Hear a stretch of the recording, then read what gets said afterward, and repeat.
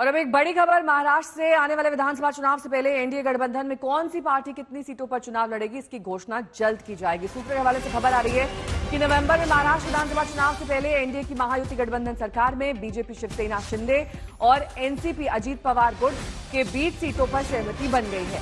BJP के सबसे ज्यादा सीटों पर चुनाव लड़ने की संभावना है। सूत्रों के अनुसार बीजेपी के 155 से 160 सीटों पर चुनाव लड़ने की संभावना जताई जा रही है। वहीं शिंदे की शिवसेना 90 से 95 सीटों पर चुनाव लड़ सकती है। अजीत पवार की पार्टी एनसीपी के 33 से 40 सीटों पर लड़ने की संभावना, हालांकि अभी इस पर मोहर लगना बाकी है।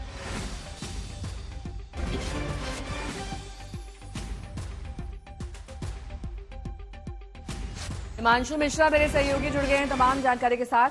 हिमांशु, महाराष्ट्र में जो खिचड़ी पकी हुई है पार्टियों के बीच में, खासतौर पर अगर एनडीए गठबंधन की बात कर लें तो सबसे ज्यादा कयास इसी बात को लेकर लगाए जा रहे थे कि क्या वाकई सबकी सर्वसम्मति से सीट बंटवारे पर मुहर लग पाएगी या नहीं, लेकिन अब शायद ये संभव होता हुआ दिखाई दे रहा है। देखिए, बिल्कुल नेहा, पिछले कई दिनों के अंदर अगर हम देखें तो बैठकों का दौर चलता रहा और तीनों ही दलों के बीच में एक आम सहमति बनती नजर आ रही है। भारतीय जनता पार्टी जो है 155 से 160 सीटों पर जो है वो चुनाव लड़ सकती है और उसके बाद जो है एकनाथ शिंदे की जो शिवसेना है वो 90 से 95 सीटों पर जो है वो चुनाव लड़ सकती है और अजीत पवार की जो एनसीपी है वो 35 से 40 सीटों पर जो है चुनाव लड़ सकती है और लगभग जो है 240 से ज्यादा सीटों पर जो है सहमति बन चुकी है कौन सी पार्टी किस सीट पर चुनाव लड़ेगी। 45 सीटें जो हैं अभी ऐसी हैं जिन पर सहमति बनना बाकी है, यानी कि कौन सा दल किस सीट पर लड़ेगा।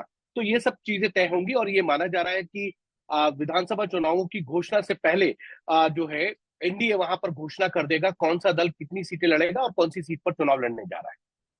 नेहा, बहुत बहुत शुक्रिया इस तमाम जानकारी के लिए आपका।